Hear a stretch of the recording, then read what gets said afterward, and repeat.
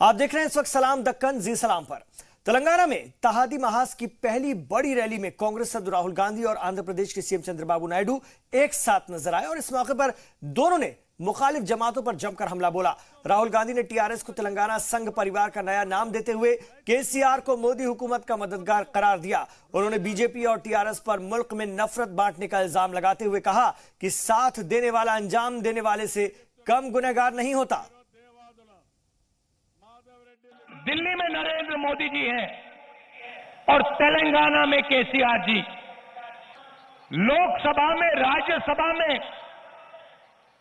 जब भी नरेंद्र मोदी जी को जरूरत पड़ी थी, आपके चीफ मिनिस्टर ने उनकी पूरी मदद की। नरेंद्र मोदी जी देश को बांटने का काम करते हैं, देश में नफरत फैलाते हैं और जो उन्होंने देश में किया, चाहे वो दलितों के खिलाफ हो, आदिवासियों के खिलाफ हो, माइनॉरिटीज के खिलाफ हो, वो तेलंगाना के चीफ मिनिस्टर के बिना नहीं कर सकते थे। जमीन अधिग्रहण बिल के बारे में लड़ रहे थे, किसानों की जमीन बचाने के लिए लड़ रहे थे। जब हम पार्लियामेंट में उनके खिलाफ लड़ रहे थे तो उनकी मदद टीआरएस के लोग कर रहे थे कि हर बिल में टीआरएस ने नरेंद्र मोदी जी, आरएसएस और संघ परिवार की मदद की। ये जो टीआरएस पार्टी है, इसका नाम तेलंगाना राष्ट्र समिति नहीं है, इसका नाम तेलंगाना राष्ट्रीय संघ परिवार है। ये संघ परिवार और बीजेपी की बी टीम है, इस बात को आप मत भूलिए। चाहे वो टीआरएस हो, इनका लक्ष्य है कि कांग्रेस पार्टी बीजेपी को नेशनल लेवल पे ना हरा पाए। अगर टीआरएस सचमुच में तेलंगाना राष्ट्र समिति होती तो आपके चीफ मिनिस्टर नरेंद्र मोदी जैसे व्यक्ति की मदद नहीं करते। अरे लोकसभा में, राज्यसभा में टीआरएस के एमपी से कहा कि तुम लोग बीजेपी की मदद क्यों कर रहे हो, और टीआरएस के एमपी ने साफ बताया कि हमें ऑर्डर ऊपर से आता है। तेलंगाना के आदिलाबाद पहुंचे बीजेपी सदर अमित शाह ने एक बार फिर से रियासत से एआईएमआईएम के सफाई का मुद्दा उठाया है। उन्होंने साफ कहा कि रियासत में ओवैसी से बीजेपी के अलावा कोई दूसरा नहीं लड़ सकता, क्योंकि सब एक दूसरे से मिले हुए हैं। इस दौरान उन्होंने केसीआर पर रियासत के जाबाजों को भुलाने का इल्जाम लगाते हुए कहा कि अगर वो हुकूमत में आए तो हर गांव में निजाम से लड़ने वालों की याद में तकरीब बनाएंगे। ये राहुल बाबा इधर इधर घूम रहे हैं, वो एमआईएम से आपको मुक्ति दिला सकते हैं क्या? ये कोदम राम और कम्युनिस्ट मुक्ति दिला सकते हैं क्या? ये चंद्रशेखर राव मुक्ति दिला सकते हैं क्या? अरे मुक्ति दिलाना छोड़ो, ओवैसी से डरकर हैदराबाद विमोचन दिन मनाना बंद कर दिया। मैं आपको वचन देने आया हूं, एक बार यहां कमल खिला दीजिए, तेलंगाना के हर घर में गर्व के साथ, हर गांव में गर्व के साथ हैदराबाद विमोचन दिन मनाया जाएगा। मित्रों, ये जो केसीआर की सरकार है, ये सरकार झूठे वादे करने वाली सरकार है। इन्होंने वादा किया था यहां पर हवाई पट्टी बनाएंगे, 350 एकड़ जमीन और 300 करोड़ खर्च करेंगे। क्या हुआ केसीआर? जरा आदिलाबाद वाले पूछते बताओ भाई। एआईएमआईएम सदर असदुद्दीन ओवैसी ने बीजेपी सदर पर पलटवार किया है। केसीआर से साजबाज पर किए अमित शाह के तंज पर उन्होंने पीएम मोदी को निशाना बनाया। ओवैसी ने पूछा कि वो तो कभी नहीं पूछते कि बिन बुलाए गए पाकिस्तान क्यों गए थे, और उनकी जमात के जिम्मेदार उनके खाने पर सियासत कर रहे हैं। कि अमित शाह को भी बिरयानी इतनी पसंद है।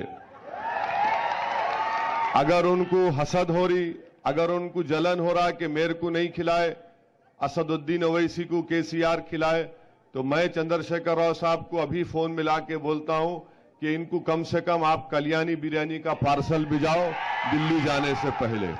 आपके पेट में क्यों दर्द हो रहा भाई? आप भी खाओ खरीद के, नहीं उनको खिलाए। हम अमित शाह को पूछना चाह रहे नरेंद्र मोदी बहैसियत वजीर आजम, पाकिस्तान के उस वक्त के वजीर आजम नवाज शरीफ थे। वो नवाज शरीफ के घर में शादी हो रही थी तो नवाज शरीफ नरेंद्र मोदी को दावत भी नहीं दिए। आप बगैर दावत दिए, बिन बुलाए मेहमान उनके घर में चले गए, बेगानी शादी में अब्दुल्ला दीवाना। और क्या खिलाए नवाज शरीफ आपको नहीं मालूम? हम पूछे कि आपको क्या खिलाया उन्होंने आपको? इससे अंदाजा होता है कि बीजेपी की सोच क्या है। इधर बीजेपी की जानिब से खासतौर से तेलंगाना पहुंची वजीर खारजा सुषमा स्वराज ने भी रियासत की तश्कील का मुद्दा उठाया है। उन्होंने कहा कि मौजूदा इंतखाबात अजीब हालात में पहुंच चुका है। रियासत की तश्कील को मंजूरी देने और मुखालफत करने वाले एक साथ आ गए हैं। ऐसे में अवाम पशुपेश में है कि आखिर ये हो क्या रहा है। सुषमा ने कहा कि ऐसे में लोग बीजेपी की जानिब देख रहे हैं जो हमेशा अलाहिदगाह तेलंगाना की हामी रही है। आज जब मैं तेलंगाना के चुनाव की तस्वीर देखती हूँ तो उसको तेलंगाना मूवमेंट की तस्वीर से बिल्कुल अलग पाती है। और आप इसके साक्षी हैं कि तेलंगाना बनाने में जो पार्टियां थी और तेलंगाना के विरोध में जो पार्टियां थी, उनका अगर आज आप दृश्य देखें तो आप पाएंगे कि आज का चुनाव फुल ऑफ कॉन्ट्रडिक्शंस है। Today's election scenario in Telangana is full of contradictions. विरोधाभास से भरा हुआ है। जो टीडीपी तेलंगाना बनाने का जमकर विरोध कर रही थी, वो तेलंगाना बनाने वाली कांग्रेस के साथ महाकुटुंब में है। जो कोदंडराम जी तेलंगाना आंदोलन के अग्रणी थे, पता नहीं कितनी बार मेरे साथ उन्होंने स्टेज शेयर किया, दिल्ली तक में शेयर किया, वो आज टीजीएस अलग पार्टी बनाकर महाकुटुंब में है। और जो एमआईएम तेलंगाना बनाने का विरोध कर रही थी, वो आज तेलंगाना की मांग करने वाली टीआरएस के साथ है। इस पूरी तस्वीर में अगर आपको एक पार्टी दिखाई देगी जिसने ना पाला बदला और ना मत, वो है Bharatiya Janata party.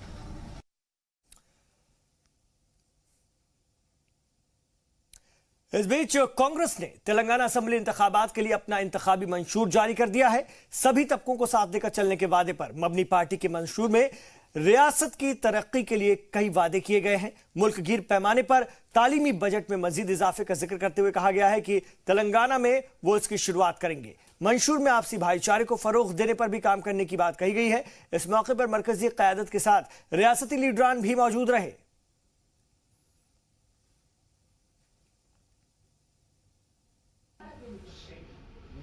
But I can boldly say this is really a people manifesto, a Praja Kutumbi manifesto,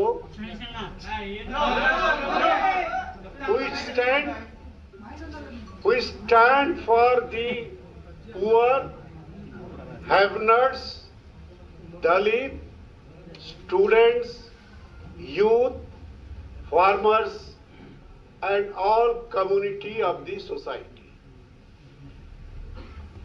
You cannot find a manifesto, maybe in the whole of the country, which commits 20% of the budgetary expenditure for education. You could not find a manifesto which at the outset beginning speaks about the protection of the civil rights, commit to strengthen the local and commit to the people.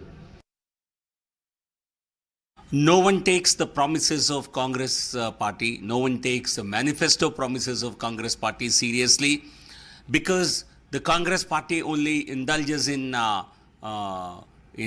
trying to deceive voters by coming up with all kinds of promises about which they themselves are not serious. I think if one were to do a poll among the Congress leaders, most of them would flunk in not being able to really state what they have promised to the people. One promise in this manifesto which has really caused a lot of consternation to me is the proposal of the Congress party to have a sub-plan for minorities. I think this is not done. We are one country. one nation. We are one people. You should not look at as separate religions. इधर तेलंगाना में सभी जमातें अपनी अपनी जीत के दावे कर रही हैं। इस बीच रियासत के मशहूर नजूमी और सितारों के जानकार एम रजा ने चंद्रशेखर राव को दोबारा सीएम बनने का दावा किया है। इंतखाबात में कांग्रेस इत्तेहाद से कड़ी टक्कर की बात तस्लीम करते हुए रजा ने कहा कि उनका दावा रियासती लीडरान की क़यादत पर ही है, जहां पर क़यादत केसीआर और उत्तम कुमार रेड्डी के हाथ में होगी। इसमें चंद्रशेखर राव के सितारे काफी बुलंद दिख रहे हैं। अब तक कई कामयाब सियासी दावे करने वाले एम रजा से खास बात की हमारे इनपुट एडिटर खुर्शीद रब्बानी ने। असेंबली इंतखाबात जो है वो चल रहे हैं तेलंगाना में भी, और जो सियासी गहमा गहमी है वो लगातार बढ़ रही है। बहुत सारे लोग, बहुत सारे लीडरान जो है वो इल्म नजूम और इल्म जवाहिरात का भी सहारा ले रहे हैं कहीं ना कहीं। और मेरे साथ इस वक्त जो इल्म जवाहिरात के किंग हैं, क्या साहब, लोग जो है वो इसका भी हम देखते हैं कि वो सहारा लेते हैं, इल्म नजूम का भी और इल्म जवाहिरात का भी। तो किस तरीके से लोग आपके पास आ रहे हैं, लीडरान जो है वो कैसे आ रहे हैं अपनी किस्मत को चमकाने के लिए, और आप जो है किस तरीके से उनको जो है वो नुस्खे दे रहे हैं या क्या उनको मशवरे दे रहे हैं? बिस्मिल्लाहिर्रहमानिर्रहीम। सबसे पहले क्या होता है, हर कोई लीडर इलेक्शन के कॉन्टेस्ट से पहले क्या करता है, मेरा टाइम कैसे चल रहा है। और हर इंसान का एक मतलब सितारा होता है, स्टार होता है, वक्त होता है। असल में वक्त के हालत के दूसरे नाम को इल्म नजूम कहा जाता है। तो हर इंसान का वक्त चलता है, तो इंसान हर कॉन्टेस्ट करने वाला क्या करता है, आके पूछता है कि मेरा वक्त कैसे चल रहा है, मेरा टाइम कैसे चल रहा है, क्या मैं जीत पाऊंगा कि नहीं जीत पाऊंगा। सबसे पहले अपनी किस्मत को जानने के लिए आते हैं।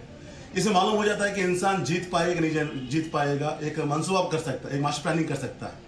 अगर सितारे गर्दिश में हैं, सितारे कमज़ोर हैं, तो उसको डेवलप करने के लिए नए मतलब जवाहर का इस्तेमाल करते हैं। तो तकरीबन हर दिन मैं यहाँ पर बैठा हुआ हूँ, क्योंकि मेरा दौरा ख़त्म कर दिया हूँ। दौरा ख़त्म करके तकरीबन 10 दिन से यहाँ पर बैठा हुआ हूँ इंशाल्लाह ताला, क्योंकि बहुत से लोगों के डिमांड भी हैं। तो वो लोग आ रहे हैं, पूछ रहे हैं, पूछने के बाद उसको डेवलप करने के लिए जवाहर इस्तेमाल कर रहे हैं। बिल्कुल, जवाहरात को लकी स्टोन कहा जाता है। हाँ, इसमें चमकाने ये चार मीनार का शहर है, और चार मीनार के इस शहर में, चार मीनार के इस स्टेट में वो जो चार सिमत है सियासत की, हम वो देख रहे हैं इस बार।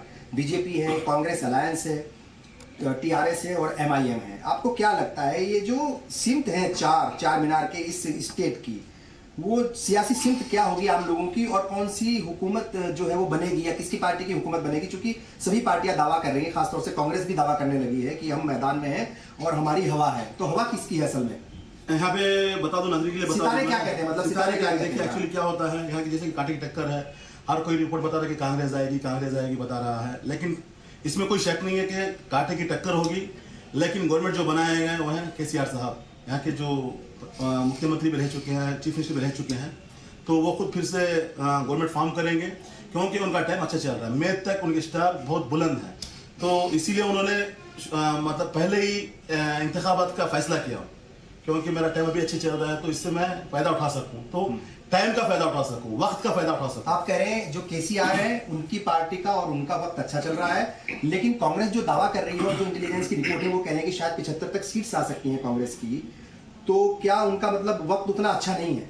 देखिए, जो हम हिसाब लगाते हैं हर चीज में क्या होता है, कप्तान का हिसाब लगाते हैं। जो कैप्टन होता है कप्तान का हिसाब लगाते हैं।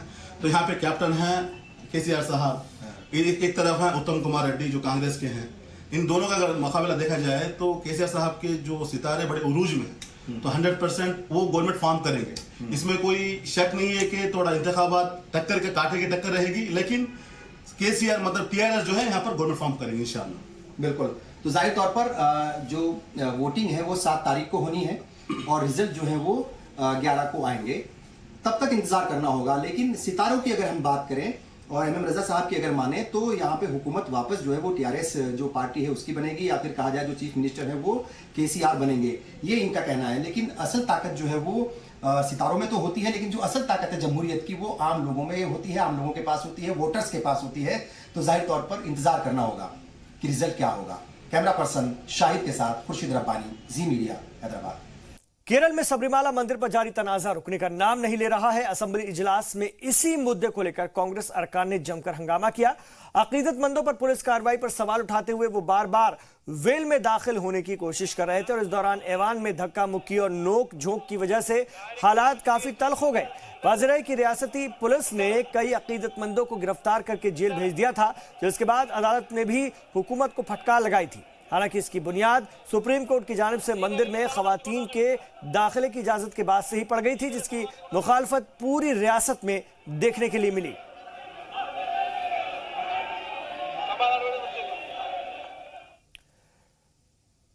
केरल में सीपीएम एमएलए पर लगे जिनसी इस्तेहसाल के मामले में पार्टी के पीके शशि को पार्टी की रुकनीयत से मुअत्तल कर दिया गया है। बीजेपी की खातून कारकुनान ने रियासती हुकूमत के खिलाफ मुजाहरे पर करके इस पूरे मामले में ध्यान देने की, तवज्जो देने की बात कही थी।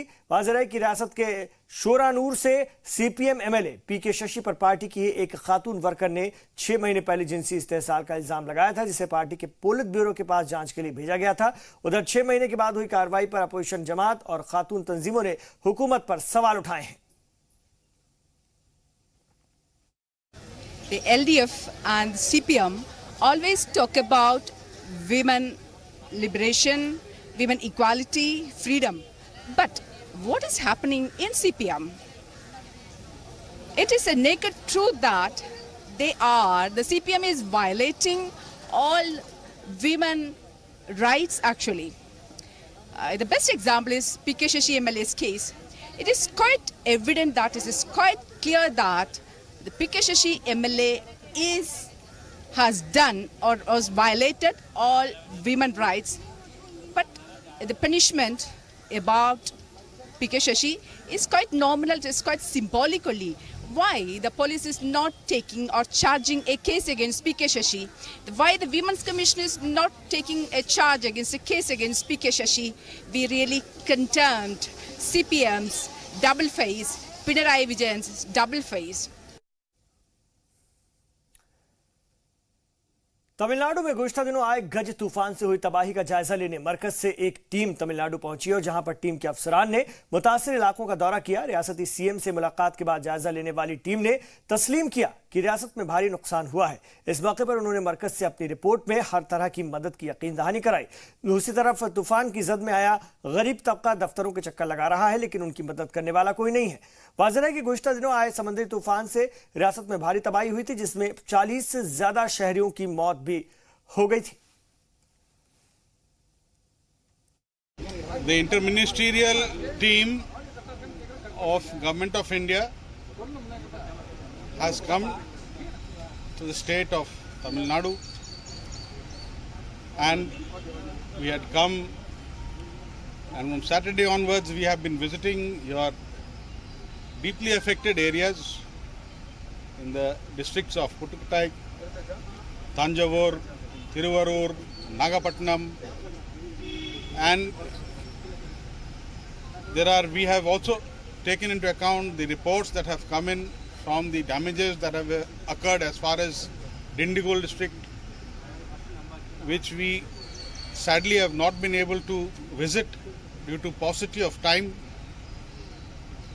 But we have seen all the extensive damages, the loss of lives. We have seen the pain of the people, the loss of the trees. The government on its part has done by its action, by taking the preparedness, it swung into action, and you would appreciate that precious lives have been saved as the result of that, is to bring about relief and support to the affected people. आम इंतखाबात 2019 से पहले मरकजी हुकूमत ने एक बड़ा दांव खेला है। मोदी सरकार ने मुल्क गिर पैमाने पर तेल कंपनियों को 56,000 नए पेट्रोल पंप खोलने की मंजूरी दे दी है, जिसकी वजह से हजारों लोगों को पेट्रोल पंप मालिक बनने का भी मौका दिया गया है। सरकार का मानना है कि इससे एक और जहां पर हजारों लोगों को नौकरियां मिलेंगी, दूसरी तरफ हजारों करोड़ रुपए की सरमायाकारी भी होगी। अलॉटमेंट के काम में ईमानदारी बरतने के लिए ऑनलाइन फॉर्म मांगा जा रहा है, जिसका पूरा काम आजाद एजेंसी के जरिए कराने का फैसला किया गया है। इसके लिए सभी पेट्रोल पंप सरकारी तेल कंपनियों इंडियन ऑयल, भारत पेट्रोलियम और हिंदुस्तान पेट्रोलियम की ओर से जारी किए जाएंगे। इसके अलावा इस बार एजेंसी लेने के तरीके के काफी आसान और कम खर्च वाला भी इसे बनाया गया है। इसको लेकर तेल कंपनियों ने कवायद भी शुरू कर दी है और जगह जगह मीडिया के जरिए लोगों को इसकी जानकारी भी दे रहे हैं। Actually, today, as oil companies, IOCL, BPCL, HPCL, all Government of India public sector undertaking companies, we have given the advertisement to benefit for the publics. The advertisement definitely it will help the people to carry out the business very easy way, because it's very simplified way. Anybody who wants to get the retail outlet or petrol bunk business, they can do so, because it's the application, there's no restriction on that. Anybody who wants to do the business, he can do. So he can go and go through the website, and he can go through, and everything is a every self-explanation is given. So the simple, if we can say this, these outlets can be, there are two sides, A sites and B site. A site means the company takes care of it. B sites means the dealer has to take care of it. Because sometimes what happens, dealer does not want to give the land, part with their land to the companies. So definitely he can apply for his own, he can take a land and he can operate. Company can provide the retail outlet. ये तो virtually paperless type का हो गया है। Online application आप कर सकते हैं, अपलोड करेंगे अपनी एनेक्सर्स, और उसमें योग्यता को जो 12वीं थी पहला, उसको घटा के 10वीं कर दिया गया, मिनिमम 10th पास एजुकेशन के हिसाब से। एज का तो 21 से 60। फाइनेंस का जो पहला क्राइटेरिया था उसको हटा दिया गया कि मिनिमम कोई भी आदमी, उसमें स्पेसिफाई होता था फलाने जगह इतना मिनिमम फाइनेंस दिखाना चाहिए एप्लीकेशन में, अब वो हटा दिया गया है। ये पेट्रोल पंप का हमारा जो है इंडियन ऑयल का है 1498, HPC 525, BPC 613। देखिए पेट्रोल पंप पिछला 4 साल से कोई एडवर्टाइजमेंट निकली नहीं थी, ये पहला बार 4 साल में निकला हुआ है, तो लोगों में काफ़ी उत्साह भी है। और हम भी चाहते हैं कि इसके हर कोने में जहाँ जहाँ, अभी तो हमारे हिसाब से करीब 1554 पंप कर रहे थे हम, लेकिन और भी लोगों ग्राहक के लिए सुविधा होगा, बहुत जगह खुल जाएगी ताकि उनको ज़्यादा दूर जाना ना पड़े। हैदराबाद से एक दर्दनाक मामला सामने आया है, जहां पर एक घर में मां बेटी की लाश बरामद हुई है। मामला कुलसुमपुरा थाना इलाके का है, जहां पर सुबह तकरीबन 5 बजे पुलिस को इस बारे में पता लगा। मां बेटे के सर पर रॉड के निशान पाए गए हैं, जिससे कि पता चल रहा है कि मां बेटे की मौत चोट लगने से हुई है। फिलहाल दोनों को पोस्टमार्टम के लिए अस्पताल भेज दिया गया है। बताया जा रहा है कि खानदानी तनाजे के चलते ऐसा हुआ। मकामी पुलिस शौहर को हिरासत में लेकर पूछताछ कर रही है।